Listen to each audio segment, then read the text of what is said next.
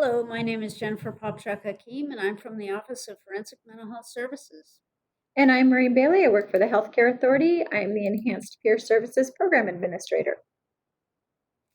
All right, so this is Module 9, and welcome. And first thing that I'd like to say is if you want to grab your written manual and flip it open to Module 9 and follow along, there's a lot of additional pieces of information there, and it'd be good to have that with you as we go through this information. Okay, so what will you learn in this module? We're going to do an overview of trauma, the impact of trauma on behavior, the importance of the trauma-informed care approach, key principles of the trauma-informed care approach, and then we're going to end with post-traumatic growth. So first, the prevalence of trauma and behavioral health. These statistics are really interesting and kind of stunning. So I want to go over them with you. So people with serious mental illness reported 47% were physically abused, 37% were sexually abused, 30% experienced post-traumatic stress disorder or PTSD. People with substance use disorder or SUD reported 71.6% had witnessed trauma. 30.7% had experienced trauma resulting in injury. 17.3% had experienced psychological trauma. Those are big numbers. And it's really important to realize this because it kind of points out that a lot of people that you'll be supporting have experienced trauma. So, prevalence of trauma and incarceration. The population of incarcerated people increased by 400% between 77 and 05. 400%. Huge. Between 20% and 30% of Black males will be incarcerated at least once by midlife, compared to 4.4% of white males. Nearly 9% of Black adults have a history of PTSD versus 7% of whites. Regardless of race, the prevalence of trauma and PTSD are particularly elevated in urban, low-income communities, with nearly 1 in 4 adults in these type of neighborhoods experiencing PTSD. And that's a good point to make, because we should never make assumptions about anyone. And it is good information to know that urban low-income communities are especially hard hit. Yeah. So here's a little bit more background information. So there's a high correlation between trauma and contact with the criminal justice system experienced by impoverished and minority populations in the US. And this points to the fact that victims and perpetrators of crime often share the same physical environment. So law enforcement's selective targeting of areas with high victimization elevates the likelihood of detecting minor transgressions like vandalism and loitering, which might go unnoticed otherwise. So, and within the highly targeted communities where police encounters are common occurrence, hypervigilance and hostility could lead to more escalation and interactions with police, which also increases the likelihood of somebody being taken into custody. So this suggests that there's a cyclical relationship between trauma exposure and contact with the criminal justice system. So these are some things that we really want to be aware of with the people that we're supporting. So what is trauma? So first off, I want to say that everybody is different. And so everybody experiences trauma differently, and we all define our own trauma. So trauma is defined as experience that cause intense physical and psychological stress reactions. So it can refer to a single event, multiple events, or a set of circumstances that is experienced by an individual as physically and emotionally harmful or threatening, and that has lasting adverse effects on an individual's physical, social, emotional, or spiritual well-being. So again, this is how it's defined. We all define our own trauma. We all experience things differently.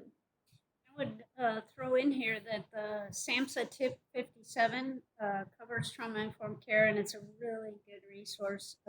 They've got a lot of great information and kind of individual examples in there that are really, it's a really good read. Mm-hmm. Thank you.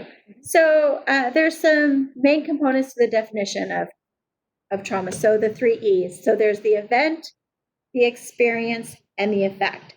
So the event or set of circumstances that induces the trauma, there's the experience. So 2 people can experience the same event differently. One may be traumatized by the event, and the other may not. So 2 people can experience the same trauma. Some might have lasting results of that, and somebody might actually build resiliency from that experience.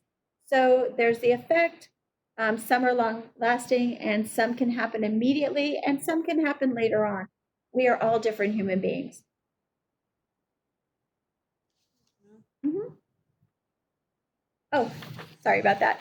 So the significance of trauma in services. Since trauma can have serious effects on health, behavior, relationships, work, school, and other aspects of life, it is really important for behavioral health, healthcare, or other providers to gain the knowledge and skills needed to promote healthy living, recovery, and wellness. And this again is from Samhsa. All right, some characteristics of trauma. May impact the intensity and duration of trauma. So, and I'd like to say that Mo had just mentioned that trauma can vary from person to person, and kind of go back to that assumptions. We need to be careful not to assume that one thing may be traumatic for somebody or may not be traumatic for somebody. Everybody's different, and the way that people react to things can vary so greatly. So, some of the characteristics of trauma: occurrence, condition, intensity, responsibility, intent, time, and belief. So these are things that can impact how intense the trauma is for somebody and the duration of the trauma. So occurrence can be single, repeated, or sustained trauma. A single traumatic event can cause significant disruption in a person's life. Repeated trauma can have a cumulative effect. Condition: the traumatic event is expected or unexpected. This can really impact, the significance that it has on a person. Most traumatic events don't occur with warning. However, the opportunity to prepare may allow a person to equip themselves and thereby diffuse some of the traumatic events and effects. And so if you think about a hurricane that you're hearing about and preparing for, at least mentally, you may be a little bit prepared for what may happen, and that may have an effect of reducing the traumatic effects on you. It may not, but something that may reduce the effects. The trauma intensity: the trauma has isolated or pervasive effects on a person's life. If the event is isolated, the individual may have a greater ability to leave the traumatic event in the past and embrace the future or the present. Responsibility and intent: unintentional or intentional event and the responsible party. Understanding why something is happening can be healing and cathartic. Time: the time and degree of disruption after the initial trauma. So the amount of disruption a traumatic event causes and the time it takes to get back to normalcy can have a significant impact on a person's wellness and resilience. If you think about the current COVID crisis that we're in, that's a good thing to kind of think about in relation to time. How long will it take to get back to normalcy? Belief system: core assumptions and beliefs are challenged.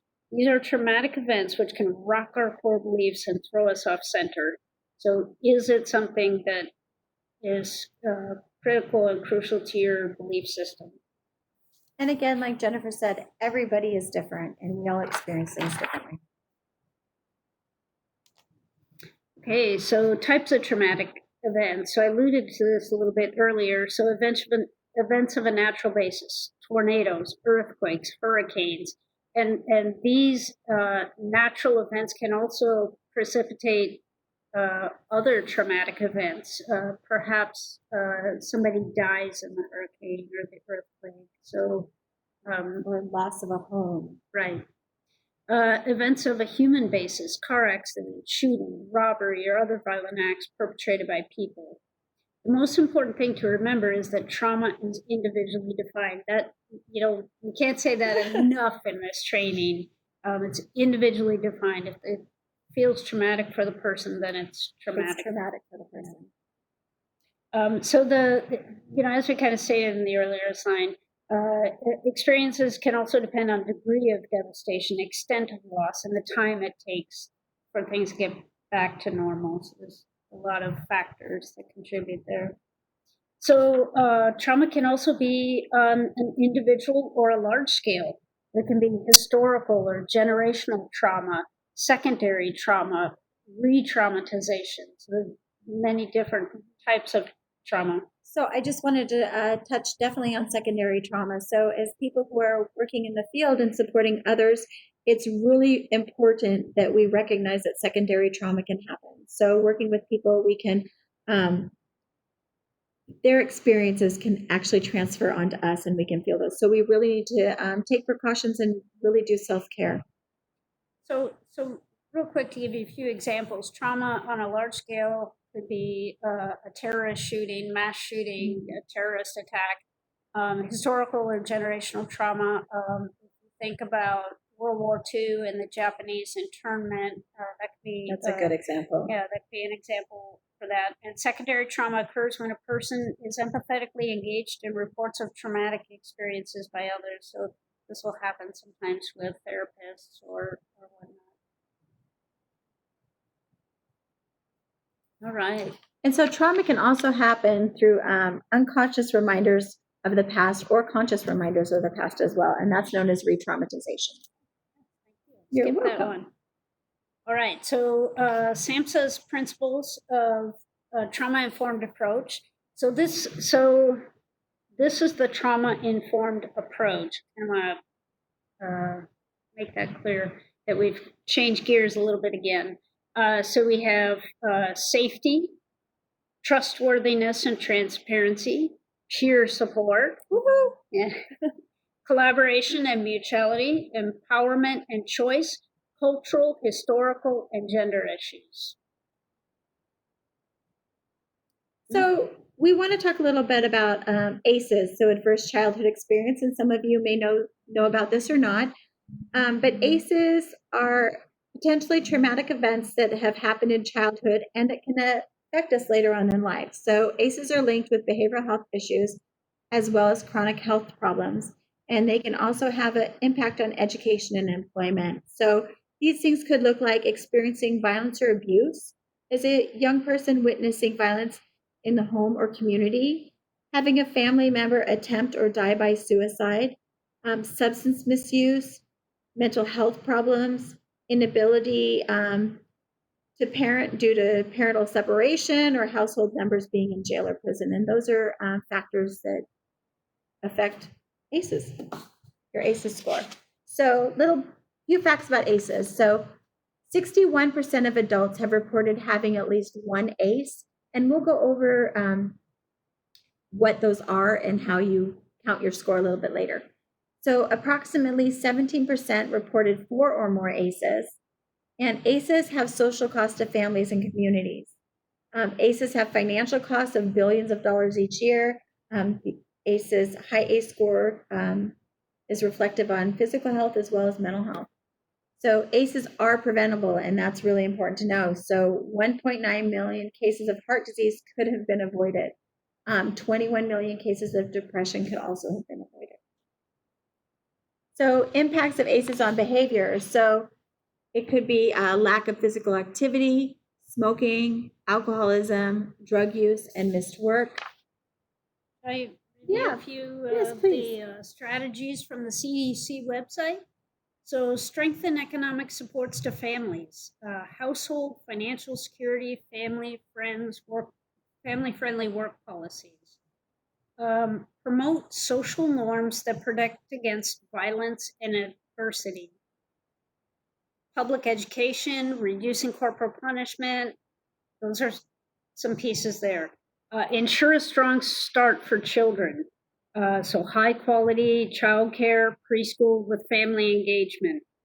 teach healthy skills, social emotional learning, safe dating and healthy relationships, parenting skills, connect youth to caring adults.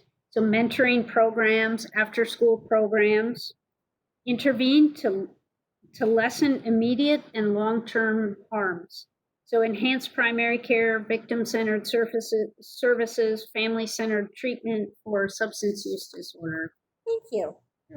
So what kind of impacts can ACEs have on a person? So let's look at the next slide. So some of the impacts: severe obesity, diabetes, depression, suicide attempts, STDs, heart disease, cancer, stroke, COPD, and broken bones. So what I would like you to do is take out your handout for your ACEs quiz and take a few moments. You can hit pause, complete your ACEs quiz, and then we'll go over what those scores mean. So thanks for coming back. If you've taken your ACEs scores, so here's some statistics of your ACEs scores. So like I said, 4 or more, there's 12.5% of our population, so 15.2% of women have 4 or more ACEs and 9.2 of men, and you can look at the chart for the rest of the stats on this one. So what can they mean? So ACEs score of 4 or more increases chances for physical health problems significantly. But just because somebody has a high ACEs score does not mean that they will have physical or mental effects, just that the probability is higher. And again, ACEs can be preventable with some really good strategies, and some of those Jennifer went over. So I'm going to ask you to watch this video on post-traumatic growth. So some people can actually grow from trauma. And so if you take a few minutes and watch this video, I think it's a little over 4 minutes long, so it won't take you long. Thanks for sticking with us through Module 9, and we'll see you at Module 10. And just for when you jump onto YouTube, this is what the video looks like. All right. Thank you. Thank you.